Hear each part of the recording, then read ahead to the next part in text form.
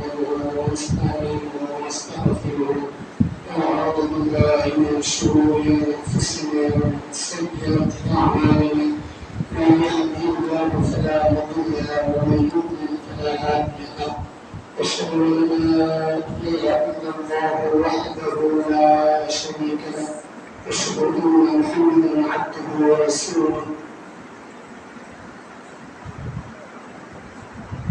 يا أيها الذين آمنوا اتقوا الله حق تقاته ولا تموتن إلا وأنتم مسلمون يا أيها الناس اتقوا ربكم الذي خلقكم من نفس واحدة وخلق منها زوجها وبث منهما رجالا كثيرا ونساء واتقوا الله الذي تساءلون به والأرحام إن الله كان عليكم رقيبا يا أيها الذين آمنوا اتقوا الله حق تقاته ولا تموتن إلا وأنتم مسلمون يا أيها الذين آمنوا اتقوا الله وقولوا قولا سديدا يصلح لكم أعمالكم ويغفر لكم ذنوبكم ومن يطع الله ورسوله فقد فاز فوزا عظيما أما بعد فإن خير الحديث كتاب الله وخير الهدي هدي محمد صلى الله عليه وسلم وشر الأمور محدثاتها وكل محدثات بدعة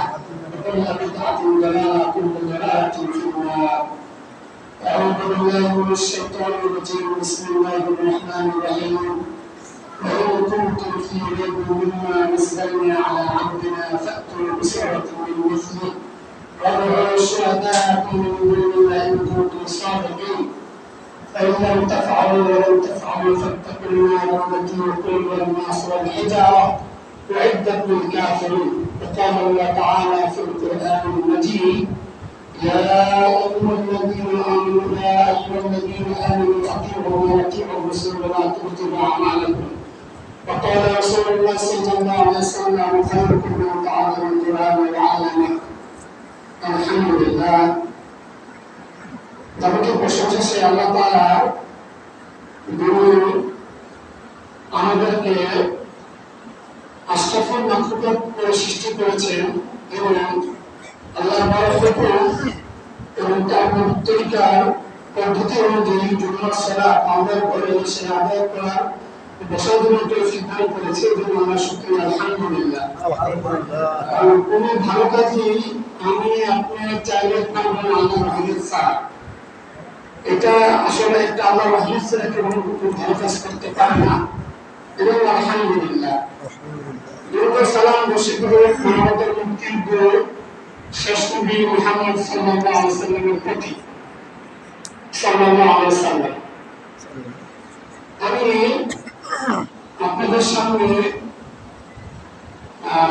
সূরা বাকারার 23-24 নম্বর আয়াত এবং সূরা মুহাম্মদের 33 নম্বর আয়াত পড়েছি এবং হাদিস থেকে আলোচনা করেছি। এগুলো যতকিঞ্চিত আল্লাহ চাহতো আলোচনা করবো এবং তৌফিক ইল্লা বিল্লাহ আলাইহি তাওয়াক্কালতু ওয়া ইলাইহি উনীব। رب زدني علما رب اشرح لي صدري ويسر لي امري واحلل عقدة من لساني يفقهوا قولي اللهم لا سهل الا ما جعلته سهلا وانت تجعل الحزن اذا شئت سهلا رب يسر ولا تعسر وتمم بالخير ربنا آتنا في الدنيا حسنة وفي الآخرة حسنة وقنا عذاب النار رب اجعلني بين الصلاة وذريتي ربنا تقبل دعائي ربنا سميع الدعاء الحمد لله وسلام على عباده الذين اصطفى। আপনারা জানবেন যে এই পৃথিবীতে বর্তমানে প্রায় 800 কোটির মতো লোক আছে।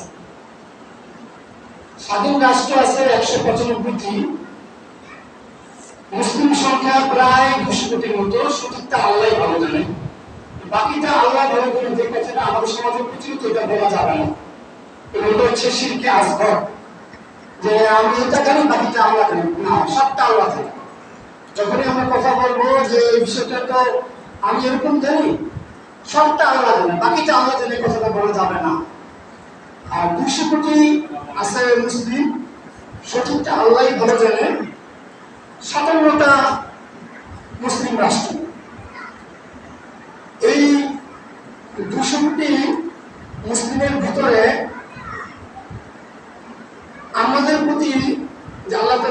শিক্ষাটা ফরজ করেছেন এবং কোরআন শিক্ষাটা ফরজ করেছেন সেটা অনেককে আমরা জানিও না, এবং কোরআনের যে মর্যাদা তাৎপর্য সেটাও আমরা জানি না। আমি যে দুটো আয়াত বললাম,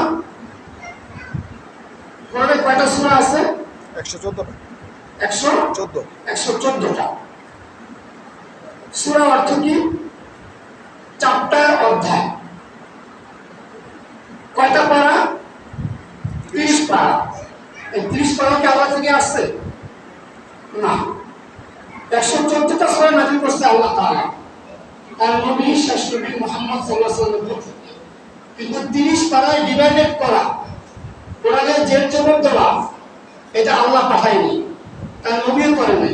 এটা হাজ্জাজ বিন ইউসুফ, তিনি পরবর্তী সময়ে মক্কা মদিনায় গভর্নর ছিলেন। তিনি যে আমাদের অনারব, আমাদের বোঝার স্বার্থে কোরআনুল কারীমে যে জবাব দিয়েছে আর 30টা পারায় ভাগ করেছেন। ঠিক, কিন্তু আল্লাহ তাআলা 114 সূরা নাযিল করেছে। আল্লাহর নবীর সময় 30 পারা খন্ড ছিল না। 30 পারা, আমরা 30 পারাটা কোনটাকে বলি? শেষের যে অংশটা। কেন বলি? সাধারণ মানুষ যারা, তারা কিন্তু ওইখান থেকে সূরা মুখস্থ করে সালাতে পড়ে, যারা আলেম না, হাফেজ না, যারা শিক্ষিত। আরবিতে আম মানে হচ্ছে অংশ, সাধারণ কমন, আর পারা শব্দ অর্থ হচ্ছে উর্দু অংশ, অর্থাৎ সাধারণ লোকের জন্য এটা পড়ার একটা অংশ। এই কারণে হাজ্জাজ বিন ইউসুফ এবং অন্যান্য উলামায়ে কেরামের নাম হচ্ছে 30 পারা। আল্লাহ থেকে নাযিল হয়েছে 114টাই সূরা। সবচেয়ে বড় প্রথম সূরাটা সূরা ফাতিহা। ফাতিহা অর্থ কি? শুরু, আরম্ভ। এইটা কিন্তু শুরু আরম্ভ কোরআনুল কারীম খুললে কিন্তু আমরা দেখি যে এই সূরাটা প্রথমে দেওয়া আছে। আসলে কি এই যে প্রথম নাযিল হয়েছে? এটা কিন্তু পঞ্চমবারে নাযিল হয়েছে। প্রথমবারে হেরা পর্বে নাযিল হয় সূরা আলাকের 5 আয়াত। আলাক বর্তমানে 96 নম্বর সূরাতে আছে লিস্টে, 14টা সূরাতে। তারপরে নাযিল হয় মুজাম্মিল, মুদ্দাসসির, কোরআন, এবং পঞ্চমবারে সম্পূর্ণ সূরা ফাতিহাটা নাযিল হয়। আল্লাহ তাআলা কোরআনে বলেন, সূরা হিজর কোরআনের 15 নম্বর সূরা, এর আয়াত হচ্ছে 99টি। হিজরের 87 আয়াত আল্লাহ বলেন যে আউযু বিল্লাহি মিনাশ শাইতানির রাজীম, ওয়ালাকাদ আতাইনাকা সাবআম মিনাল মাসানি ওয়াল কুরআনুল আযীম। নবী, আমি আপনাকে বারে যেটা করা হয়, মানে দা 7 রিসাইট ভার্সেস, যে 7টা বারে পড়া হয়, সেই সূরা ফাতিহা এবং মহান কোরআন আপনাকে দিয়েছি। তারপরে কোন সূরা? সূরা বাকারা। বাকারা কোরআনের সবচেয়ে বড় সূরা। আয়াত কত? 286। যদি আপনাদের জিজ্ঞেস করা হয় কোরআনুল কারীম 2 জায়গায় অবতীর্ণ হয়েছে, মক্কা মদিনা, মক্কি সূরা কয়টা, মদিনা সূরা কয়টা, কি বলবেন? তখন চিন্তা করতে হবে যে মক্কি সূরা কয়টা, মদিনা সূরা কয়টা। সূরা বাকারার আয়াত হচ্ছে 286। যদি জিজ্ঞেস করা হয় মক্কি সূরা কয়টা, মদিনা সূরা কয়টা, তো মনে রাখি একটা পয়েন্ট আজকে আপনাদের সাথে শেয়ার করি। 286 প্রথম 2 বাদ দেন, তারপর থাকে শুধু 86। তার মানে মক্কি সূরা হচ্ছে 86টা, যেটা রাসূল সাল্লাল্লাহু আলাইহি সাল্লাম নবুয়ত পাইলেন, 13 বছর তিনি মক্কায় থাকলেন, সেখানে নাযিল হলো 86 সূরা 86। এখন 86 2 বাদ দেন, না শেষের 6 বাদ দেন, 28 কত থাকে? 28টা হচ্ছে মাদানী সূরা। তার মানে বাকারার যে 286টা আয়াত, এটার মধ্যে মনে রাখেন যে প্রথম 2 বাদ দিলে 86টা সূরা হচ্ছে মক্কি। তারপরে বাকিটা কিভাবে বের করবেন? 6 বাদ ছয়টা বাদ দেন থাকে 28। এই 28 আর 86 114টা সূরা, 114টা সূরা মনে রাখা। আমি যে দুটো আয়াত পড়লাম ওইখানে আল্লাহ তাআলা বিশ্ববাসীর জন্য একটি চ্যালেঞ্জ দিয়েছে। আজকে আপনারা যদি বহির্বিশ্বে দেখেন, নাস্তিকতা এত বেড়ে গেছে, মানে শিক্ষিত মানুষ বর্তমানে একটি স্টাইল হয়ে দাঁড়াইছে নাস্তিকতা প্রকাশ করা, প্রদর্শন করা, যে আমি নাস্তিক, আল্লাহ মানি না, তার নবী মানি না। তাদের জন্য কোরআনে আল্লাহ একটা চ্যালেঞ্জ দিয়ে দিয়েছে।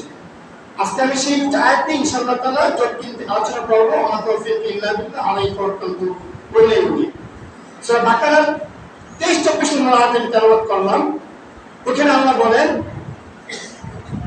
আর যদি তোমরা সন্দেহ করে থাকো যে আল্লাহ তাআলা তার গোলামের প্রতি, বান্দার প্রতি কোরআন নাযিল করেছে, তাহলে ফাতু বিসূরাতিন মিন মিসলি, কোরআনের সূরা থেকে সূরা বানিয়ে আনো। ওয়াদউ শুহাদাআকুম মিন দুনিল্লাহি ইন কুনতুম সাদিকিন, আর আল্লাহ বাদে যাকে পারো তাকে থেকে সাহায্য করে বানাও। এটা হলো ওপেন চ্যালেঞ্জ। ফাইন লাম তাফআলু, আর যদি তোমরা না পারো, আল্লাহ কখনো পারবে না। ফাত্তাকুন নার আল্লাতী ওয়াকুদুহা আন-নাস ওয়াল হিজারা উইদ্দাত লিল কাফিরিন, তাহলে সেই জাহান্নামকে ভয় করো যে জাহান্নাম আগুনের ইন্ধনে মানুষের উপর পাঠাও। উইদ্দাত লিল কাফিরিন, আর কাফেরদের জন্য হচ্ছে জাহান্নাম। এই একই কথাগুলো আল্লাহ তাআলা সূরা বনী ইসরাঈলের 88 নম্বর আয়াতে একই কথা একটু কম বেশি করে আল্লাহ বলেছেন। সূরা বনী ইসরাঈল 17 নম্বর সূরা 88 নম্বর আয়াত, সূরা তুর 49 নম্বর সূরা 52 নম্বর সূরা তুরের 33-34 নম্বর আয়াত, সেখানে আল্লাহ একই কথা বলেছেন। আপনারা জানবেন আল্লাহ যে কথাটা, তোমরা যদি সন্দেহ করে থাকো আল্লাহ তাআলা তার গোলামের প্রতি কোরআন নাযিল করেছে, তা তুমি একটি সূরা বানিয়ে আনো। বর্তমান বিশ্বে যদি আপনার সাহিত্য বিজ্ঞানের দিকে তাহকিক গবেষণা করেন, 4 জন সাহিত্যিককে শ্রেষ্ঠ সাহিত্যিক বিজ্ঞানী বলা হয়, এবং সাহিত্যিক বিজ্ঞানীরা বলেন ইতিপূর্বে তাদের সমসাময়িক, বর্তমানে এবং ভবিষ্যতে তাদের থেকে বড় কোনো সাহিত্য বিজ্ঞানী আসবে কিনা সন্দেহ আছে। তারা কেউ কিন্তু মুসলিম ছিল না, তারা আল্লাহকে মানত না, তার নবীকে মানত না, কিন্তু তারা চ্যালেঞ্জটাও মোকাবেলা করতো না, চারজনকে সাহিত্যিক, যাদেরকে সর্বশ্রেষ্ঠ সাহিত্যিক বিজ্ঞানী বলা হয়, একজন হচ্ছে লন্ডনের উইলিয়াম শেক্সপিয়ার, রাশিয়ার লিও তলস্টয়, জার্মানির গেটে, আর আমাদের সাবকন্টিনেন্ট হচ্ছে রবীন্দ্রনাথ ঠাকুর। সাহিত্য বিজ্ঞানীরা বলে যে এই 4 জনের মধ্যে সাহিত্য বিজ্ঞানী পৃথিবীতে নেক্সট আসবে কিনা তাদের সন্দেহ আছে। এত বড় সাহিত্যিক, আল্লাহর এই চ্যালেঞ্জটা কিন্তু তাদের সময় কিন্তু ছিল, তারা কোনো চ্যালেঞ্জটা মোকাবেলা করে না। তারা আল্লাহর এই চ্যালেঞ্জ মোকাবেলা করে না, কিন্তু ধর্মের যারা অনুসারী তাদের কর্ম দেখে তারা ধর্মকে, ইসলামকে, আল্লাহকে, তার নবীকে অকথ্য ভাষায় শব্দ প্রয়োগ করে, এই চ্যালেঞ্জটা মোকাবেলা করেন। ধর্মের অনুসারীদের কিন্তু ধর্মকে যাচাই বাছাই করা যাবে না। করা যাবে? করা যাবে। আল্লাহ তাআলা বলেছেন, তার নবী বলেছেন, সুদ খেও না, চুরি করো না, ডাকাতি করো না, অপরাধ করিও না। এগুলো কেউ যদি ইন্ডিভিজুয়াল কোনো মুসলিম করে, এটার পরিপ্রেক্ষিতে সে ধর্মকে তো অপবাদ দিতে পারে না। পারে? পারে না। এই বিষয়ে এজন্য আমাদের এলিম অর্জন করতে হবে। রাসূল সাল্লাল্লাহু আলাইহি ওয়াসাল্লাম বলেন, যে হাদিসটা আমি বললাম, খায়রুকুম মান তাআল্লামাল কুরআনা ওয়া আল্লামা, তোমাদের মধ্যে সেই ব্যক্তি উত্তম যে নিজে কোরআন শিক্ষা করে অপরকে শিক্ষা দেয়। হাদিসটা বুখারী উসমান ইবনে আফফান রাদিয়াল্লাহু আনহু থেকে বর্ণিত। আমরা যদি কোরআনটা ধারাবাহিকভাবে পড়াশোনা না করি তাহলে কখনোই ধর্মের যে মূল কনসেপ্ট, মূল যে ধারণা, এটা আপনি বুঝতে পারবেন, শিখতে পারবেন না। আপনারা জানেন সবচেয়ে বেশি বই কিন্তু বিক্রি হয় বাংলা বাজারে, ঢাকা বাংলা বাজার, ঠিক। পুরাতন বই বিক্রি হয় নীলক্ষেতে। আপনি আপনি আমি আমরা সবাই যদি সমস্ত ইসলামিক বইগুলো ওই বাংলা বাজার থেকে, নীলক্ষেত থেকে, সমস্ত ইসলামিক বই, সেটা আহলাদিস হোক, হানাফি হোক, শাফি হোক, মালি হোক, হাম্বলি হোক, জামাত ইসলাম হোক, যে কোনো পীর আলেমের বই হোক, সমস্ত বইগুলো পড়ে ফেললেন, কিন্তু কোরআনটা আপনি সিরিয়াল অনুযায়ী পড়লেন না, বাই চান্স পড়লেন না, তাহলে আপনি অজান্তেই অনেক জ্ঞান থেকে আপনি বঞ্চিত থাকবেন। অনেক জ্ঞান থেকে আপনি একটা বই পড়া শুরু করলেন, মাঝখানে পড়া শুরু করলেন, এখন যে পৃষ্ঠায় আপনি উল্টান দেখেন সেই পৃষ্ঠায় আপনি জানেন। যদি পরীক্ষা নেওয়া হয় তাহলে দেখা যাবে যে আপনি কোনো কিছুই আপনার হারান হয়েছেন। এই জন্য আমাদের যেটা করণীয় সেটা হচ্ছে কম হইল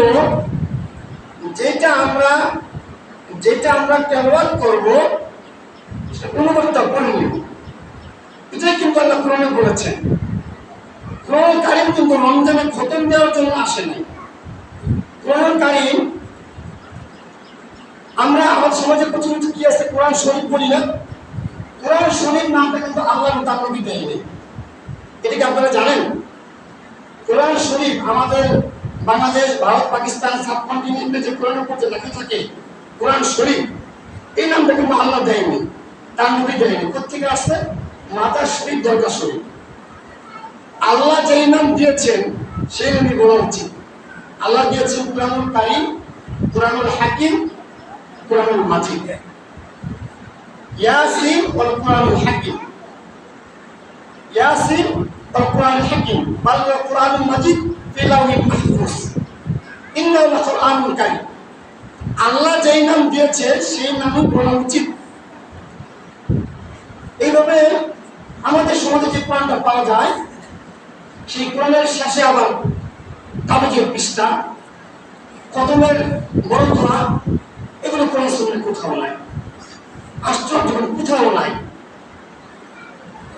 আমাদের সমাজে যে কোরআনটা পাওয়া যায় সেখানে কোরআনের শেষে কি দেওয়া আছে? খতমুল কোরআন, দোয়াটা, বড় একটা দোয়া, কোরআন সুন্নাহয় কোথাও নাই।